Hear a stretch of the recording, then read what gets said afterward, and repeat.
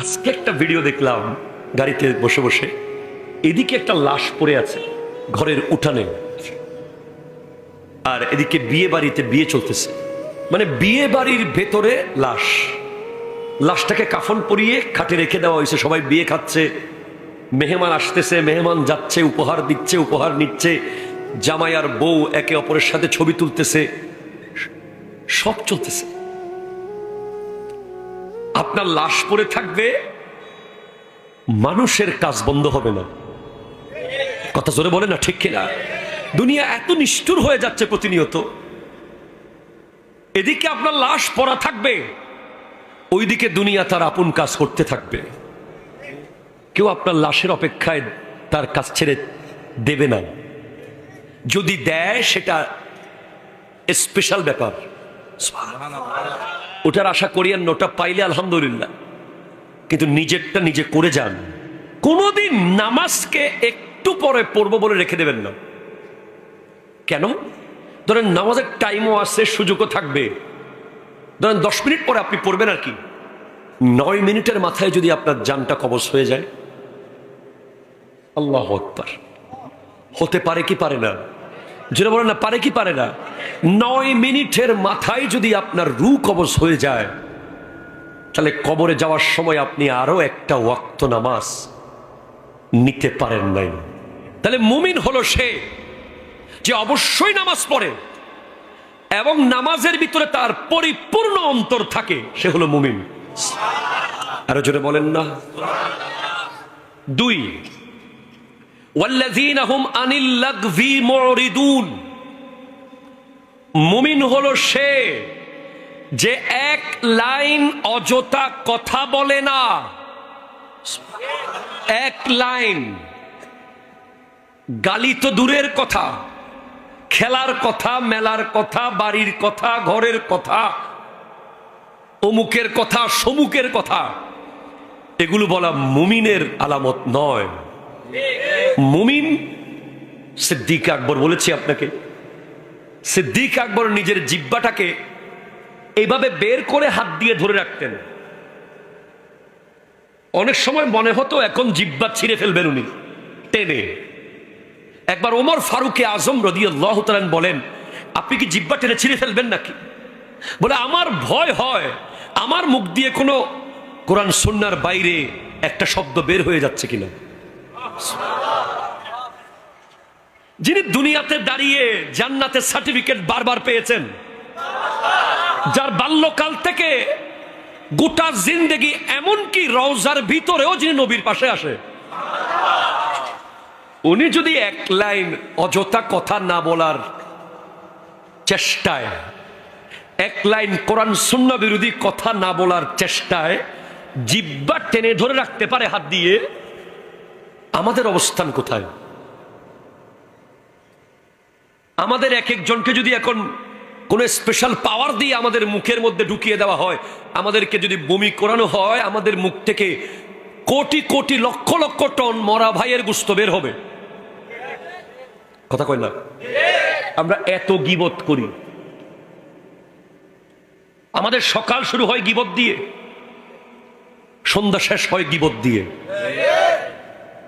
আমাদের দুপুরের লাঞ্চে একটা আইটেম থাকে গীবত, রাতের ডিনারে একটা আইটেম থাকে গীবত। ভাতের লোকমা দিতে দিতে আমরা গীবত করতে থাকি, ওই তরফ ওয়াকিজি, ওই তরফ মাইফা ক্যাঙ্গুজি, ওই তরফ কি করে ফেলি, ওদের কি হয়ে গেছে, ওরা কি করে ফেলেছে। এজন্য আপনাকে মনে রাখতে হবে, ওই যে ডাক আল্লাহ দিছে, ইয়া আইয়ুহাল্লাযীনা আমানু, জোরে বলেন সুবহানাল্লাহ। একজন বীর পুরুষ পৃথিবীতে, যার নাম ইমামে হাসান রাদিয়াল্লাহু তাআলা, যখন ইয়া আইয়ুহাল্লাযীনা আমানু এই লাইনটা কোরআন শরীফে আসতো, উনি হাত তুলে আসমানের দিকে বলতেন, লাব্বাইক আল্লাহ।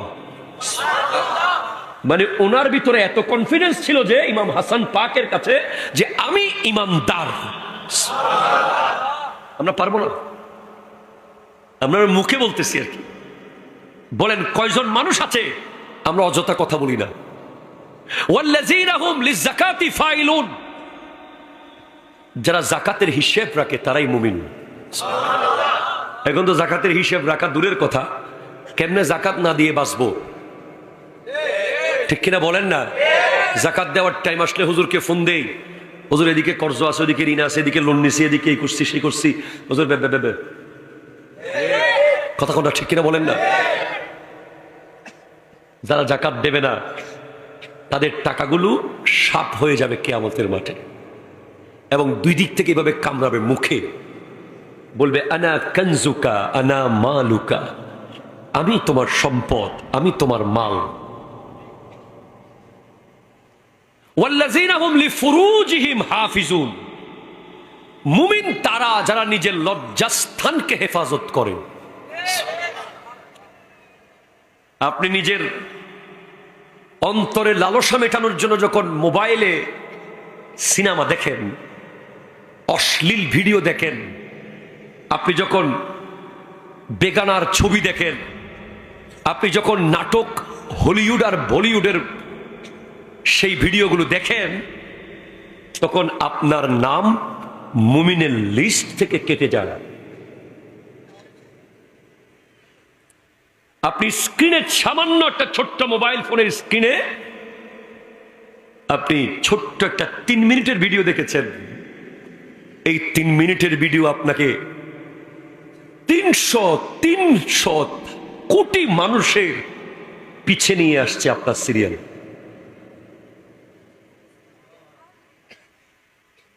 এটা বুঝতে হবে।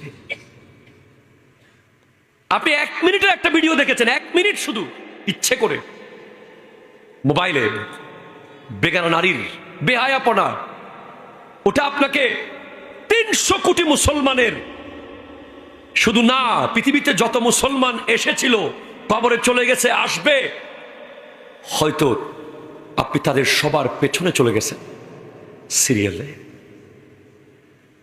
এটা ছোট্ট ভিডিও আপনার সিরিয়ালকে কোটি কোটি মুমিনের পিছে নিয়ে গেছে।